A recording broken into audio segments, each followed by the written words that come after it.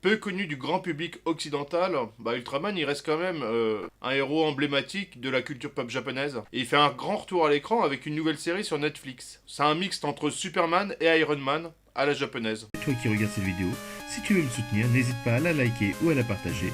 Ou tu peux aller faire un petit tour sur mon Utip, c'est dans le descriptif.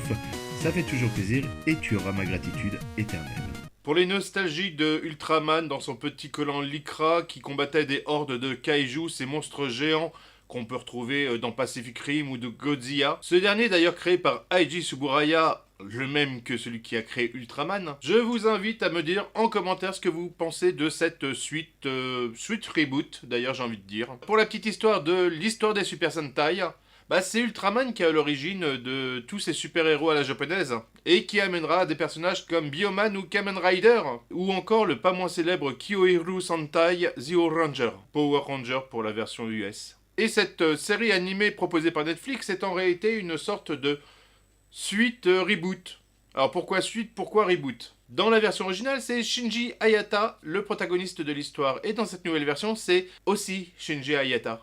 Mais un reboot parce que les origines de son pouvoir ne sont pas les mêmes. En effet, Ultraman, l'original Hayata, fait partie d'un groupe de 5 personnes qui dépendent de l'armée qu'on appelle la patrouille scientifique. Ils sont là pour contrôler et contrer les monstres extraterrestres qui menacent la Terre. Et un beau jour, Hayata fait la rencontre d'un extraterrestre géant qui s'appelle Ultraman et qui lui confie la capsule Beta. Cette dernière lui permettrait de permuter en Ultraman pour contrer les monstres qui apparaîtraient et menaceraient la Terre. Dans ce reboot / suite, Ultraman est le père d'Ultraman. Ça va, vous arrivez à suivre? En fait, Ultraman était le père de Hayata, maintenant devenu ministre de la Défense et s'occupant entre autres de la patrouille scientifique qui est censée avoir disparu. Mais celui-ci avait tout oublié lors du grand combat final, et donc ne se rappelait plus être Ultraman. Par contre, tous ses potes autour le savaient. Et ayant été exposé au pouvoir d'Ultraman toute sa vie, a dû procréer un enfant Ultraman, héritant de toutes les facultés d'Ultraman naturellement. Alors qu'un méchant apparaît 12 ans après, alors qu'il n'y avait plus rien eu du tout,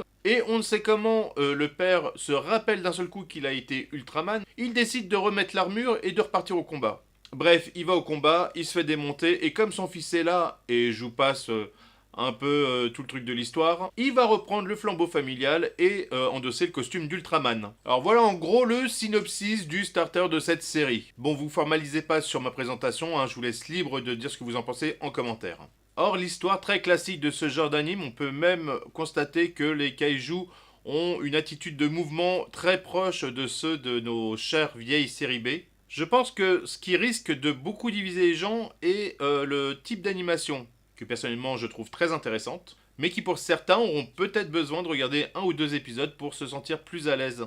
En effet, il y a une sorte de mélange entre du dessin traditionnel, de l'image par ordinateur, et je pense même des morceaux d'images réelles, ce qui peut être assez bizarre quand on regarde cette série. Tout en gardant un truc que je ne pourrais pas exprimer, mais qui garde ce côté un peu traditionnel du cinéma japonais. Après, si on regarde l'histoire, on reste pas sur notre faim, mais comme je le disais, il y a quand même un certain nombre de clichés du cinéma japonais, et donc on a facilement les clés pour anticiper l'histoire qui nous attend. De plus, on a du mal à s'attacher au personnage principal qui est tellement loin de ce qu'il devrait représenter. Il se questionne énormément sur lui et son rôle en tant qu'Ultraman, mais aussi sur sa construction en tant qu'adolescent, et cette relation particulière qu'il avait avec son père, mais qui semble s'améliorer grâce à ce lien d'Ultraman qui les réunit. Mais mon gros coup de gueule vient pas tellement de la qualité visuelle ou de l'histoire de la série, mais plutôt du doublage. Alors je suis sûr que vous ferez les choses bien et que vous la regarderez en VO, mais pour ma part j'ai pu profiter des 2 versions, je l'ai regardé une fois en VO et une fois en VF, et j'en reviens toujours pas. Il y a un putain de souci dans le doublage.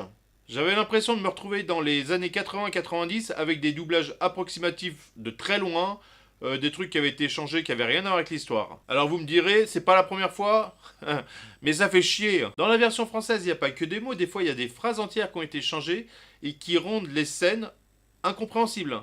Non, parce que encore, si c'était basé sur le texte original et avait donné une approximation pour que ça colle sur les lèvres, je dis pas. Mais non! Donc je vous le demande tout de suite, évitez-vous la souffrance et regardez-le en VO. Malgré tout, j'ai quand même envie de voir la saison 2 et voir comment Hayata va gérer mieux sa vie personnelle et sa vie en tant que super-héros. Parce que sur les 13 épisodes, l'histoire est assez en accordéon.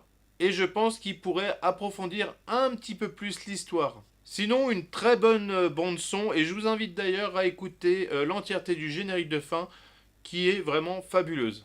Si vous voulez plus de reviews sur des séries ou des films, je vous invite à me le dire en commentaire, ça me fera extrêmement plaisir, dès lors où j'ai un peu de temps pour les regarder, car pour des séries comme ça, pour Netflix, j'essaye de faire en sorte de les regarder dans la soirée ou dans le quoi dès qu'ils sortent pour écrire le plus rapidement possible dessus pour pouvoir sortir une vidéo très rapidement et vous la partager. Sur ce, je vous dis à bientôt et n'hésitez pas à liker, commenter et vous abonner à ma chaîne. Ciao!